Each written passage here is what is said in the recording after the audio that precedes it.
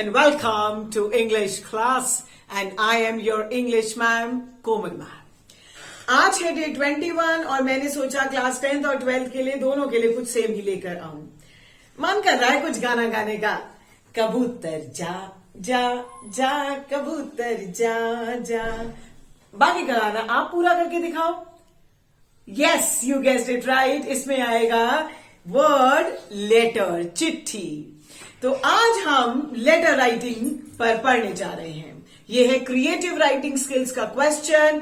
10th हो 12th हो दोनों बोर्ड एग्जाम्स के लिए। In fact letter writing is an important part of everybody's life. हम चिट्ठी क्यों लिखते हैं? चिट्ठी बहुत सारे तरीके के, बहुत कॉन्सेप्ट पर और बहुत सारे प्रॉब्लम्स पर लिखी जाती है। चाहे हम गवर्नमेंट ऑफिसर्स को लिखें, जॉब एप्लीकेशन को लिखें, एडिटर को लिखें, बिजनेस लेटर्स हैं, कंप्लेन करनी है भाई, आपको लेटर राइटिंग आनी चाहिए। एंड सीबीएसई के राइटिंग सेक्शन के फर्स्ट क्वेश्चन 10th का और दी इन्विटेशन और नोटिस के बाद नेक्स्ट क्वेश्चन है लेटर राइटिंग का। लेटर राइटिंग का फॉर्मेट सारे लेटर्स का सेम है। हाँ, बॉडी अलग हो सकती है, मगर आज हम एक तरीके का लेटर कंप्लीट करने वाले हैं। देखिए, the letter is the most important part of keeping communication. आप ये कहेंगे मैम आज हम मेल्स भेजते हैं, आज हम इंस्टा पे मैसेज भेजते हैं, या फिर आज हम व्हाट्सएप करते हैं, बट देन ऑल्सो सीखा किस कॉन्सेप्ट से है? लेटर राइटिंग से ही तो। लिखने की कला है लेटर राइटिंग, तो फटाफट सीख लेते हैं लेटर राइटिंग। लेटर राइटिंग का इस्तेमाल आप चिट्ठियां लिखने के लिए कीजिएगा। दादा दादी को लिखिए, किसी को भी लिखिए, प्रैक्टिस करिए। और मैं आज ही आपको एक और लेटर का होमवर्क भी देने वाली हूं। आप चाहें तो उस लेटर की सिर्फ बॉडी लिखकर मुझे कमेंट बॉक्स में भेज दीजिए। बट हाँ, सबसे पहले मेरी वीडियोस को लाइक करना मत भूलिए। सब्सक्राइब नहीं किया है तो करिए और अपने और फ्रेंड्स को, दोस्तों को, सबको बताइए। With this let's start our new session that is on letter writing. चलिए फटाफट सीखते हैं। एक लेटर राइटिंग का सही फॉर्मेट क्या होता है?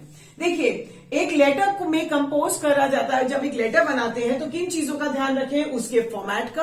अगर फॉर्मेट प्रॉपर है, मतलब इंडेंट सही है, आप प्रॉपर लाइन छोड़कर बिल्कुल सेम एक लाइन के अंडर कर रहे हैं, आपके मार्क्स पक्के हैं।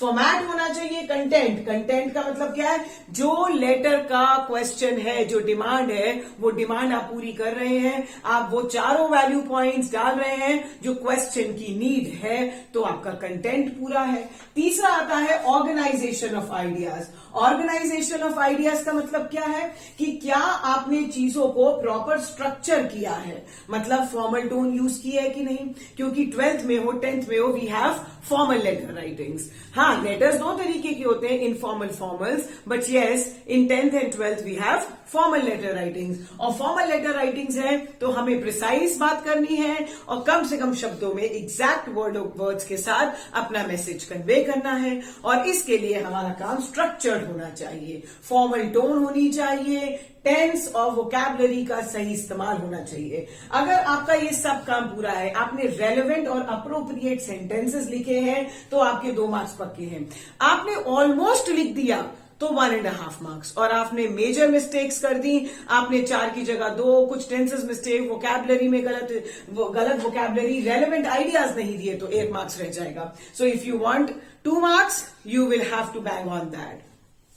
एंड कंटेंट के बाद ऑर्गेनाइज कर दिया इन सब चीजों को, मतलब सही तरीके से टेंस का इस्तेमाल, वोकैबुलरी, तो 1 मार्क्स पक्के हो गए।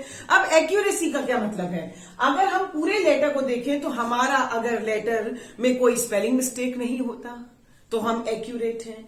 अगर हमारी पंक्चुएशन मिस्टेक नहीं होती, comma, full stop, capital letters, तो हमारे मार्क्स पक्के हैं। मतलब हम कंसिस्टेंट रहें अपने ग्रामर पार्ट पे, ग्रामेटिकल एरर से बचें।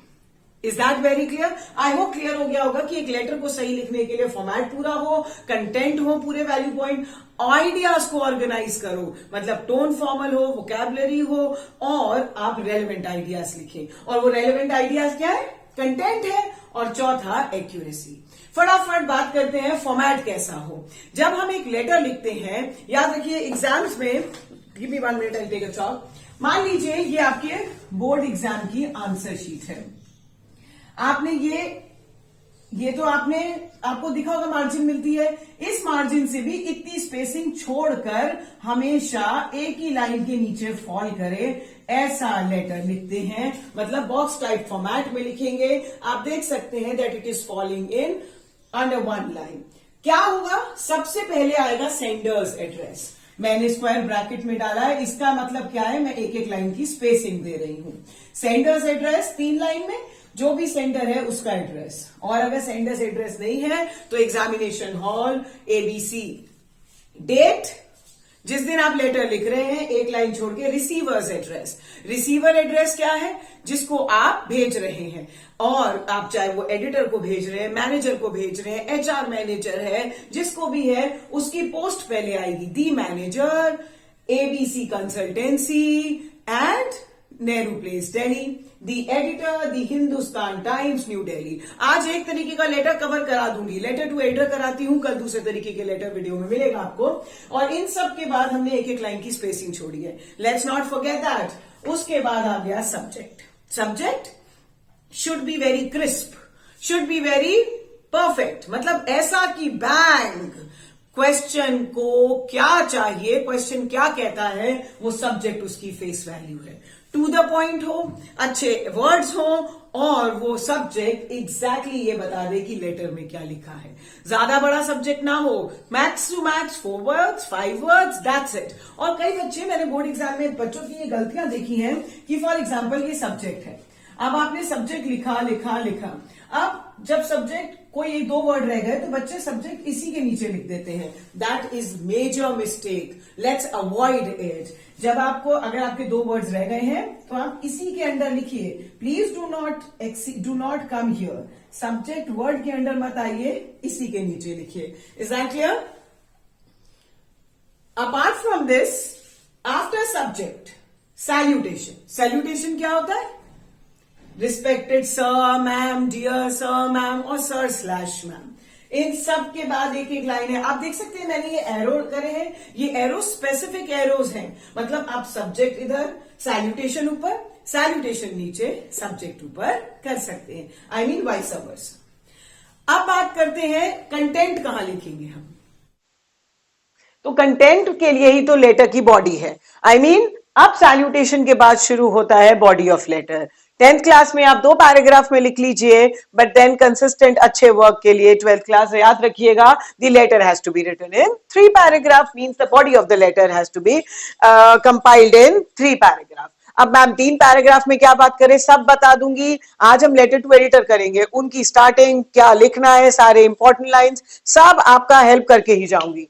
अब तो हम बात कर रहे थे body of the letter. Body of letter के पहले पैराग्राफ में हम इंट्रोडक्टरी लाइंस लिखते हैं। मतलब अगर हम कंप्लेन कर रहे हैं तो जो भी लेटर लिखे, टोन फॉर्मल होनी चाहिए, टोन पोलाइट होनी चाहिए। ऐसा नहीं कि आप किसी के साथ आपके वर्ड्स किसी की फीलिंग्स या सेंटिमेंट्स को हर्ट ना करें, बट यस वेरी एसर्टिव, और ताकि वो आपके शब्दों से आपकी बातों को और आपके जो सब्जेक्ट है, जो टॉपिक है, वो समझ जाए। सो बॉडी ऑफ द लेटर में सबसे पहले आता है इंट्रोडक्शन। इंट्रोडक्शन हम 4 to 5 लाइंस में लिख देंगे, मतलब हम क्यों लिख रहे हैं वो चिट्ठी। उसके बाद आता है सेकंड पैराग्राफ, प्रॉब्लम, या फिर जो मेन आइडिया है, मतलब जो बोर्ड एग्जाम में सीबीएसई ने क्वेश्चन हमें जो दिया है, उस क्वेश्चन का जो मेन आइडिया है, उस मेन आइडिया को उतारेंगे हम सेकंड पैराग्राफ में। जो भी टॉपिक है, चाहे वो कंप्लेन का है कि वॉशिंग मशीन नहीं चल रही, चाहे वो लेटर टू एडिटर है और लेटर टू एडिटर कहता है कि लोगों को अवेयर करें कि जंक फूड के बारे में, that the increasing cases of junk food is actually very fatal, या फिर बात करें ड्रंक ड्राइविंग की बात करें, बहुत सारे हैं। तो जो मेन आइडिया है वो सेकंड पैराग्राफ में आना चाहिए। Please understand, if you will give an example, मतलब कि recent case of death due to drinking and driving, या recent cases of junk food, who gives this, ऐसे करके अगर आप एक छोटा सा एग्जाम्पल दें, या अगर आप कंप्लेन लेटर लिख रहे हैं तो an elderly couple living in a society had to face such and such problem because of that. तो अगर हम एक छोटा सा एग्जाम्पल ऐड करते हैं ना, तो वो हमारे काम को एक वैल्यू देता है। सो वो मेन आइडिया आप इसमें लिखेंगे plus an example. Last paragraph हमेशा सजेशन के लिए होता है, अगर सजेशन नहीं तो अवेयरनेस फैलाने के लिए, अवेयरनेस नहीं तो अपना ओपिनियन देने के लिए, मतलब सजेशन देंगे, अवेयरनेस स्प्रेड करेंगे, अपना ओपिनियन, ये तीनों को प्रॉपरली सिंक्रोनाइज करेंगे। कंटेंट अच्छा हो गया तो आपने आइडियाज को तो ऑर्गेनाइज अच्छी तरह कर ही दिया। अब इन तीनों को पैराग्राफ में लिखने के बाद हमारा लेटर अंत होता है, बट फॉर्मेट एंड नहीं होता। उसके लिए आता है कॉम्प्लीमेंट्री क्लोज। कॉम्प्लीमेंट्री क्लोज माने योर्स ट्रूली या फिर योर्स सिंसेरली। ट्रूली लगाएंगे लेटर टू द एडिटर में, जब हम संपादक माने एडिटर को चिट्ठी लिखेंगे, so we gonna write yours truly. उसके बाद अगर हम सिंसियरली कोई भी और बिजनेस लेटर्स लिख रहे हैं, तब हम ऐसे बिजनेस लेटर्स में हम क्या लिखेंगे, योर्स सिंसियरली। अब क्या क्या लेटर्स आते हैं, मैंने आपको बताया था बहुत तरीके के लेटर्स हैं। इन्फॉर्म करने के लिए, कंप्लेन करने के लिए, कोई आपको इंक्वायरी करनी है उसके बारे में कुछ किसी कोर्स के बारे में पूछना है, किसी प्रोडक्ट के बारे में पूछना है, बहुत सारे तरीके के लेटर्स हैं। और उनमें से एक जॉब एप्लीकेशन लेटर भी है जिसमें आपको अपना कवर लेटर बनाना होता है, वो उसके लिए सेपरेट वीडियो कल बनाऊंगी। अभी हम लेटर टू एडिटर कर रहे हैं। आई होप फॉर्मेट समझ में आ गया, फॉर्मेट के अंदर क्या करना है, बच्चे क्या गलती करते हैं सब्जेक्ट की, वो सब। It should fall in one line. यहां पर आप देखिए, यहाँ पे कोई एपोस्ट्रोफी एस नहीं है, योर्स, ये सब कुछ भी नहीं है। और डेट का स्टैंडर्ड फॉर्मेट क्या है, डेट का स्टैंडर्ड फॉर्मेट कैसे लिखेंगे, डी MM YY।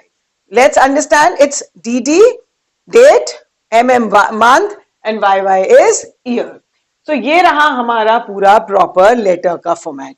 आई होप आपको वो इंफॉर्मेशन मिल गई है, जो क्रिटिकल बातें हैं कि कैसे एक एक लाइन की स्पेसिंग करनी है, क्या ऊपर क्या नीचे। बच्चे मेरे से बार बार पूछते हैं कि मैम हमारे टीचर ने तो कहा है सैल्यूटेशन ऊपर, हमारे टीचर ने कहा है सब्जेक्ट, कुछ भी चलेगा, आप सब्जेक्ट ऊपर सैल्यूटेशन मतलब डियर सर या रिस्पेक्टेड सर ऊपर, सब्जेक्ट नीचे, anything is possible and you can write. Don't worry, your marks will not be deducted for it. फटाफट से इसको हटाकर हम बात करते हैं आगे। अब जो आज का लेटर है, और आज हम कौन सा लेटर करने वाले हैं, लेटर टू दी एडिटर। उस लेटर टू दी एडिटर को कैसे फ्रेम करना है, उसका फॉर्मेट तो सेम रहने वाला है, उसकी वर्डिंग्स क्या होंगी, उन पे बात कर लेते हैं। चलिए, अब एडिटर को बात करनी है कि यहां पर हमारा एड्रेस आ गया 1/2 संजय नगर ABC, जो भी जगह है आपकी, एक लाइन छोड़ के कौन से कॉन्सेप्ट पे, DD MM YY, एक लाइन छोड़ के the editor, the Times of India, जो भी न्यूज़पेपर बोलते हैं, the Times of India, New Delhi. और अगर एक और बात, अगर यहां पिन कोड लिखते हैं तो यहां भी पिन कोड लिखेंगे, आप स्पेसिंग को छोड़ेंगे और आप याद रखेंगे कि it should fall in one line. अब इसके बाद एडिटर हो गया, ये हो गया, क्या करेंगे, आपका एड्रेस आ गया, सेंडर्स एड्रेस, डेट आ गया, दी एडिटर आ गया, सैल्यूटेशन या सब्जेक्ट। अब हमने लिख दिया सर और मैंने यहां लिख दिया सब्जेक्ट, दोनों चलेगा, don't be afraid. menace, a menace means danger.